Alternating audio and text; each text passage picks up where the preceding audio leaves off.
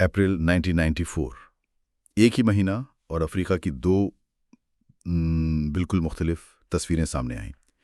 एक तरफ जनूबी अफ्रीका, जहां तारीख बन रही थी, पहले गैर नस्ली इंतखाबात, नेल्सन मंडेला के पोस्टर, हर तरफ उम्मीद ही उम्मीद। और दूसरी तरफ हज़ारों मील दूर रुवांडा, वहां तारीख का एक बहुत ही खौफनाक बाब शुरू हो रहा था। नस्ल कशी, तबाही, बर्बादी। तो यही तज़ाद आप कह सकते हैं, ये उम्मीद और मायूसी का जो एक साथ होना, यही अफ्रीका की पेचीदा कहानी का मेरे ख्याल में बेहतरीन नुक्ता आगाज़ है। आज हम 1940 के बाद से अफ्रीका के सफ़र को गहराई में जाकर समझने की कोशिश करेंगे। ख़ास तौर से फ्रेडरिक कूपर की किताब है Africa since 1940, the past of the present, और कुछ दूसरे इल्मी ज़राए भी हैं। मकसद सिर्फ ये नहीं कि कबायली लड़ाइयों या नाकामी की जो पुरानी बातें हैं उनसे आगे बढ़ा जाए। हम ये समझना चाहते हैं कि ये जो नो आबादियाती माजी है, फिर आज़ादी की जद्दोजहद हुई, तरक्की की ख्वाहिशात थीं, और आज जो चैलेंजेस हैं, ये सब आपस में कैसे जुड़े हुए हैं। ये सिर्फ वाक़यात बताना नहीं, बल्कि इस पूरे अमल को समझना है जिसने आज के अफ्रीका को बनाया है। बिल्कुल। और ये समझना बहुत ज़रूरी है कि देखें, ये मकसद नहीं कि माजी को इल्ज़ाम दिया जाए। असल मकसद ये देखना है कि तारीख़ के जो मुख्तलिफ धारे हैं वो कैसे आपस में मिलें और उन्होंने आज की हकीकत कैसे बनाई। आज़ादी का असल मतलब क्या निकला, नौआबादियाती रियासत की विरासत क्या थी, और सबसे अहम, जो आम अफ्रीकी थे, किसान, मज़दूर, शहरों में रहने वाले, देहातों में, उन्होंने अपनी इस बदलती हुई दुनिया में अपना रास्ता कैसे ढूंढा। तो हम कोशिश करेंगे कि जो सतही इल्ज़ामात हैं उनसे आगे बढ़कर इस पेचीदा अमल को समझें। तो आइए ज़रा 1940 से पहले का जो मंजरनामा था उस पर एक सरसरी सी नज़र डालते हैं। दूसरी जंग अजीम तक आप देखें तो तकरीबन पूरा अफ्रीकी बर-ए-आज़म यूरोपीय नौआबादियाती ताकतों के कंट्रोल में था। बरतानिया, फ्रांस, बेल्जियम, पुर्तगाल, हर एक का अपना तरीका था हुकूमत करने का, लेकिन जो बुनियादी मकसद था वो वसाइल का हुसूल था और सियासी कंट्रोल बरकरार रखना। और एक बहुत अहम बात जो आपने भी इशारा किया कि नौ आबादियाती हुक्मरानों ने अक्सर अफ्रीकी माशरों को ऐसे पेश किया जैसे वो बिल्कुल ठहरे हुए हों, जामिद। खुसूसन ये कबीले का तस्वुर बहुत इस्तेमाल किया गया, जैसे कि ये माशरे हमेशा से ऐसे ही थे, अलग थलग, पसमानदा, आपस में लड़ते हुए। जबकि हकीकत तो बिल्कुल मुख्तलिफ थी। अफ्रीकी माशरे हमेशा से मुतहर्रिक थे, लोग आते जाते थे, तिजारत करते थे, नई शनाख्तें बन रही थी। कोपर मिसालें देते हैं, जैसे मगरबी अफ्रीका में कोको और मूंगफली के किसान थे, वो आलमी मंडी से जुड़ चुके थे, या वस्ती अफ्रीका में कानकुन थे, वो एक नई सनती मईशत का हिस्सा थे। तो ये कोई जामिद माशरे नहीं थे। जी बिल्कुल। और यहीं पर गेट कीपर स्टेट का तस्वुर, यानी दरवाजे पर खड़ी रियासत, बहुत अहम हो जाता है। इसकी बुनियादें नौआबादियाती दौर में ही पड़ी थीं। नौआबादियाती रियासत का जो बुनियादी काम था वो अफ्रीकी मुआशरे और बैरूनी दुनिया के बीच में जो गेट था, जो दरवाज़ा था, उसको कंट्रोल करना था। चाहे वो आलमी तिजारत हो, सरमायाकारी हो, या ख्यालात की आमदोरफ्त हो, रियासत अपनी ज़्यादातर आमदनी इसी गेट कीपिंग से लेती थी, मतलब दरामदात, बरामदात पर टैक्स वगैरह। उसका नतीजा ये निकला कि रियासत को मुआशरे के अंदर बहुत गहराई तक जाने की, वहाँ से टैक्स लेने की या बहुत ज़्यादा खिदमात फराहम करने की ना तो ज़रूरत महसूस हुई, ना ही उसमें वो सलाहियत थी। उसने रियासत और अवाम के दरमियान एक फासला सा बना दिया। फिर दूसरी जंग अजीम हुई और इसने ज़ाहिर है बहुत कुछ बदलना शुरू कर दिया। जंग ने एक तो नौआबादियाती ताकतों को कमज़ोर किया, माशी तौर पर भी, सियासी तौर पर भी, और दूसरी तरफ अफ्रीकी अवाम में भी नई उम्मीदें, नई अमंगें पैदा हुईं। जंग के दौरान इत्तेहादियों ने आज़ादी की बातें की, हक खुद इरादियत की, जैसे अटलांटिक चार्टर में। भले ही ये बातें ज़्यादातर यूरोप के लिए थीं, लेकिन अफ्रीकी रहनुमाओं ने उन्हें अपने मकसद के लिए इस्तेमाल किया। तो ये जो जंग के बाद का लम्हा था, ये तब्दीली के लिए बड़ा अहम साबित हुआ। यकीनन जंग के जो तजुर्बात थे, फिर शहरों में आबादी बढ़ रही थी, तालीम भी अगरचे महदूद थी लेकिन फैल रही थी। इस सब ने मुख्तलिफ अफ्रीकी ग्रोहों में नई ख्वाहिशात पैदा की। मजदूर यूनियनें बन गईं, वो बेहतर उजरत मांगने लगे, काम के हालात बेहतर करने का मुतालबा करने लगे। किसान चाहते थे उनकी फसलों की बेहतर कीमत मिले। जो नया पढ़ा लिखा तबका था, طلبہ تھے وہ برابر کے حقوق مانگ رہے تھے، شہریت، سیاسی نمائندگی، ترقی یا ڈیولپمنٹ، یہ لفظ تو ہر ایک کی زبان پر تھا۔ لوگ صرف سیاسی آزادی نہیں چاہتے تھے، وہ اپنی زندگیوں میں ٹھوس بہتری چاہتے تھے۔ کوپر اسے شہریت، خود حکومتی اور ترقی کی تکون کہتی ہیں۔ یہ تینوں چیزیں آپس میں جڑی ہوئی تھیں۔ بلکہ باقاعدہ جد و جہد بھی شروع ہو گئی تھی۔ آپ دیکھیں مختلف علاقوں میں مزدوروں نے ہڑتالیں کی، انہوں نے نوآبادیاتی معیشت کو چیلنج کیا، سیاسی جماعتیں بننے لگیں، تیزی سے منظم ہوئیں۔ جیسے گولڈ کوسٹ جو آج کھانا ہے، وہاں کوامے نکروما کی CPP تھی، یا فرانسیسی مغربی افریقہ میں RDA جیسے اتحاد بنے۔ اور یہ تحریکیں صرف چند لیڈروں تک نہیں تھیں، بلکہ عام لوگوں کی زندگی میں تبدیلی کی جو خواہش تھی اس کو ظاہر کر رہی تھی۔ صاف پانی چاہیے، صحت بہتر ہو، بچوں کے لیے اسکول ہوں، یہ سب مطالبات تھے۔ انہوں نے یہ بے چینی محسوس کی تو کچھ ترقیاتی منصوبے شروع کیے، سڑکیں بنانا، کچھ اسکول کھولنا، زراعت کو بہتر کرنے کی کوشش۔ مقصد یہ تھا کہ کچھ مطالبات پورے کر کے یہ جو سیاسی دباؤ بڑھ رہا ہے اسے کم کیا جائے اور اپنی حکومت کو تھوڑا ماڈرن، تھوڑا جائز دکھایا جائے۔ لیکن دوسری طرف ظاہر ہے وہ اقتدار چھوڑنا نہیں چاہتے تھے، تو انہوں نے کوشش کی کہ تبدیلی کا جو عمل ہے وہ ان کے کنٹرول میں رہے۔ جیسے بالواسطہ حکمرانی تھی، انڈائریکٹ رول، یا فرانسیسی ایسوسی ایشن کا تصور تھا، یہ سب کنٹرول رکھنے کی کوششیں تھیں۔ تعلیم کے مواقع بڑھائے تو لیکن بہت احتیاط سے، اتنے ہی لوگ تعلیم یافتہ ہوں جو نچلی سطح پر انتظامیہ چلا سکیں، لیکن اتنے نہیں کہ وہ پورے نظام کو چیلنج کرنے لگیں۔ اعداد و شمار دیکھیں تو خواندگی بڑھی لیکن پھر بھی بہت کم تھی۔ اور پھر وہ دور آیا جسے کوپر سلطنت کا خاتمہ اور مستقبل کا تصور کہتے ہیں، یعنی آزادی کی طرف جو فیصلہ کن قدم اٹھائے گئے وہ دور۔ یہ 1950 کی دہائی کے آخر اور 1960 کی دہائی میں ہوا۔ اس وقت ایک زبردست جوش و خروش تھا، امید تھی۔ گھانا کے ایک مورخ ہیں اوڈو بواہن، انہوں نے لکھا کہ ان دنوں زندہ رہنا واقعی بہت اچھا تھا، ہر طرف ایک نئے آغاز کا احساس تھا۔ جی ہاں، اور آزادی حاصل کرنے کے راستے بھی مختلف رہے۔ کچھ ملک تھے جیسے گھانا 1957 میں، نائجیریا 1960 میں، وہاں نسبتاً پرامن طریقے سے بات چیت سے آزادی ملی، لیکن کئی جگہوں پر نوآبادیاتی طاقتوں نے انکار کر دیا اقتدار چھوڑنے سے۔ وہاں پھر لمبی خون ریز مسلح جدوجہد ہوئی۔ الجیریا میں فرانس کے خلاف جنگ آزادی، کینیا میں ماؤ بغاوت، انگولا، موزمبیق، گنی بساؤ میں پرتگال کے خلاف گریلا جنگیں، یہ سب مثالیں ہیں۔ اور اسی دور میں کئی بڑے کرشماتی رہنما سامنے آئے جنہوں نے ان تحریکوں کی قیادت کی۔ نکروما، سینیگال کے لیوپولڈ سینگھور، کانگو کے پیٹریس لوممبا، تنزانیہ کے جولیس نیریرے، کینیا کے جومو کنیاٹا اور بہت سے۔ اور اسی دوران پین افریقنزم جیسی فکری تحریکیں بھی بہت اہم تھیں۔ یہ تمام افریقی عوام کے اتحاد پر زور دیتی تھی، ایک مشترکہ مستقبل کا تصور دیتی تھیں۔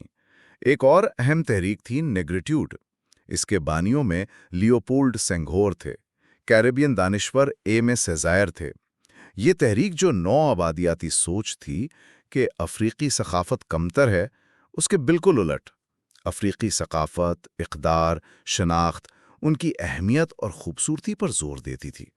تو یہ صرف سیاسی آزادی کی جنگ نہیں تھی، بلکہ ثقافتی اور ذہنی آزادی کی بھی تھی۔ لیکن جیسے ہی آزادی ملی، نئی ریاستوں کے سامنے بے پناہ چیلنجز آ گئے۔ ایک تو وراثت میں کمزور ریاستی ادارے ملے، معیشتیں اب بھی ویسی تھیں، چند ایک زرعی اجناس یا معدنیات برآمد کرنے پر منحصر، جن کی قیمتیں عالمی منڈی میں اوپر نیچے ہوتی رہتی تھیں۔ اور شاید سب سے بڑا چیلنج تھا عوام کی وہ بلند توقعات جو آزادی سے وابستہ تھیں۔ لوگ چاہتے تھے کہ فوراً ان کی زندگیوں میں بڑی تبدیلیاں آئیں، جو نئی حکومتوں کے لیے تقریباً ناممکن تھا پورا کرنا۔ اور یہاں ہم پھر سے اسی گیٹ کیپر اسٹیٹ کے تصور پر آتے ہیں۔ دلچسپ بات یہ ہے کہ آزادی کے بعد جو زیادہ تر ریاستیں بنیں، انہوں نے بھی کم و بیش وہی نوآبادیاتی ماڈل ہی جاری رکھا۔ سوال یہ ہے کہ ایسا کیوں ہوا؟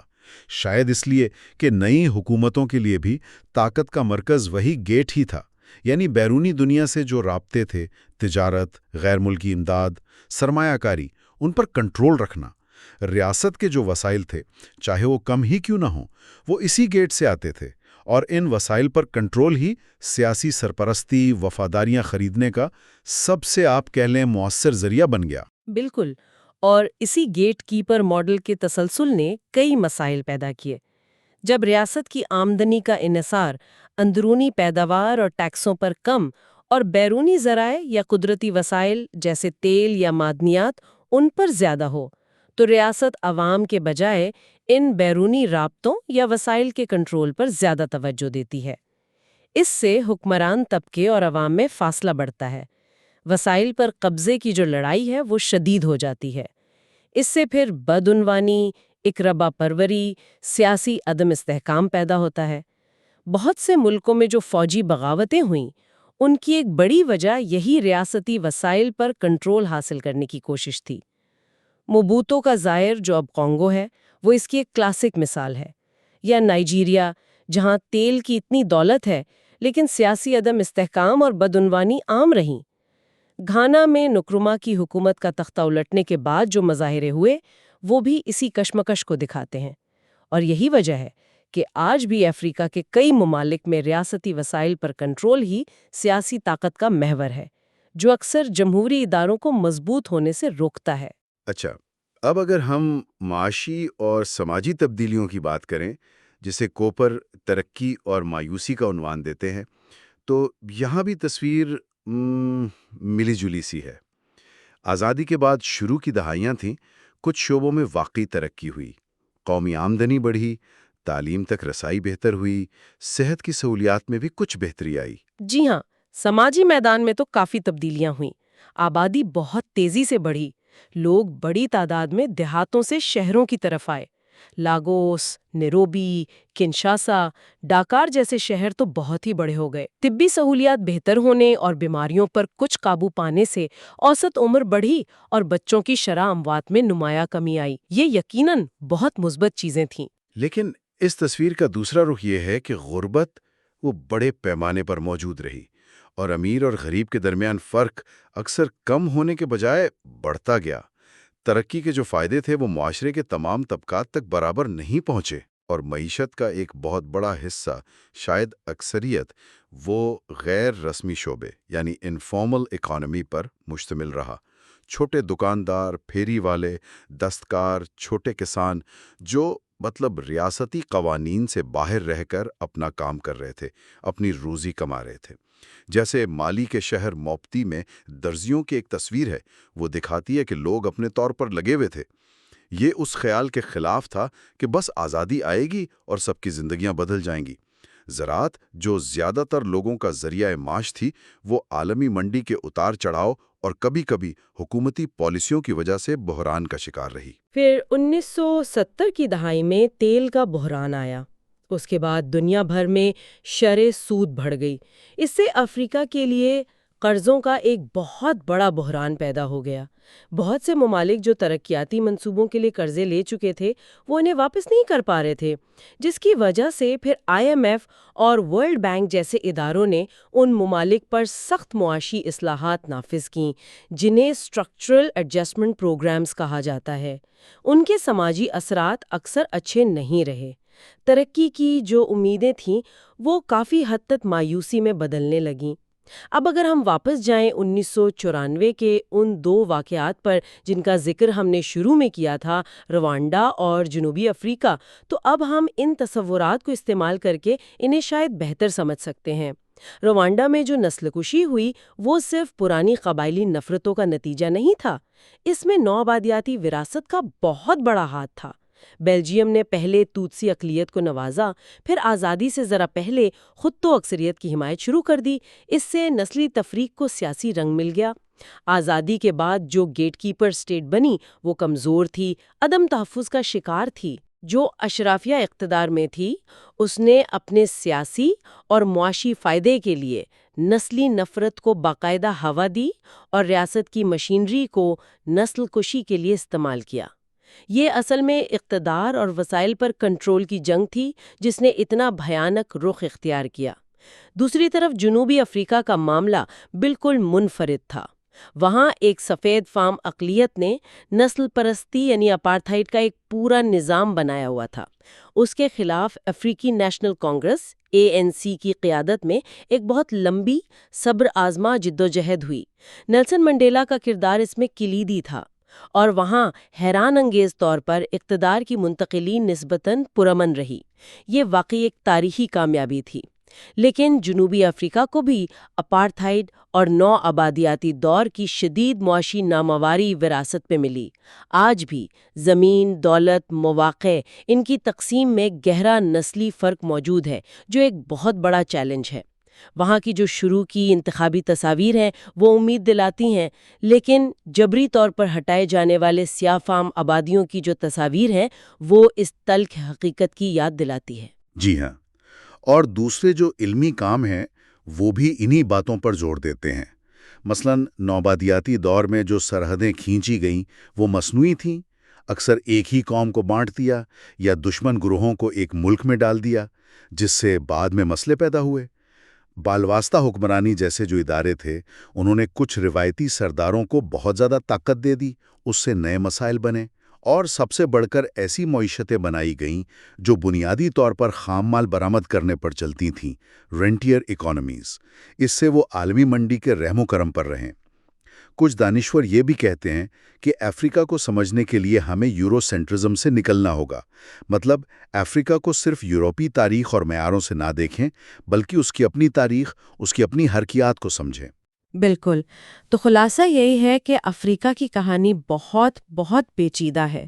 اس میں نوآبادیاتی وراثت کا تسلسل بھی ہے، اور اس سے ٹوٹ پھوٹ بھی، بیرونی طاقتوں کا اثر بھی ہے، اور مقامی سطح پر جو تبدیلیاں ہوئیں، جو جد و جہد ہوئی، وہ بھی ہے۔ یہ سمجھنا اہم ہے کہ ترقی کا مطلب کیا ہے، کون سا سیاسی نظام بہتر ہے۔ ان سوالات پر خود افریقہ کے اندر دانشور، رہنما، عام لوگ، ان کے درمیان بحثیں جاری ہیں۔ وہ اپنی ڈسکرسو خود مختاری، یعنی اپنی کہانی خود بیان کرنے کا حق، اپنے مسائل کی تشخیص خود کرنے کا حق، اور اپنے مستقبل کا راستہ خود طے کرنے کا حق۔ تو آج کی اس گفتگو کا لب لباب یہی ہے کہ 1940 سے افریقہ کی کہانی صرف ناکامی یا کامیابی کی ایک سیدھی سی لائن نہیں ہے۔ یہ تبدیلی کی کہانی ہے، امنگوں کی، بہت زیادہ جد و جہد کی، اور ایک بہت ہی پیچیدہ وراثت کی۔ جیسا کہ کوپر کہتے ہیں، اہم بات یہ ہے کہ اس عمل یعنی پروسیس کو سمجھا جائے جس کے ذریعے افریقہ اپنی موجودہ حالت تک پہنچا ہے۔ صرف آخری نتیجے پر فیصلہ سنانا کافی نہیں۔ اور آخر میں سامعین کے لیے ایک سوچ کا نقطہ چھوڑ جاتے ہیں۔ افریقہ آج ایک نئے موڑ پر ہے۔ ایک طرف پورے براعظم کی سطح پر اتحاد اور خود انحصاری کی کوششیں ہو رہی ہیں، جیسے African continental free trade area یعنی AfCFTA کا قیام ہے۔ یہ پورے براعظم کو ایک منڈی بنانے کا منصوبہ ہے۔ دوسری طرف افریقی ممالک اب بھی عالمی معیشت اور سیاست کے ایک پیچیدہ جال میں ہیں، جہاں بیرونی طاقتوں، بین الاقوامی اداروں کا اثر و رسوخ اب بھی بہت ہے۔ تو آنے والی دہائیوں میں اصل چیلنج شاید یہ ہوگا کہ افریقہ کس طرح ان عالمی رابطوں اور اپنی خود مختاری کے درمیان توازن قائم کرتا ہے۔ کیا وہ واقعی اپنا مقدر خود لکھنے میں کامیاب ہوگا، یا تاریخ کی وراثت اور عالمی نظام کی مجبوریاں غالب رہیں گی؟ اس سوال کا جواب وہ ابھی لکھا جانا باقی ہے۔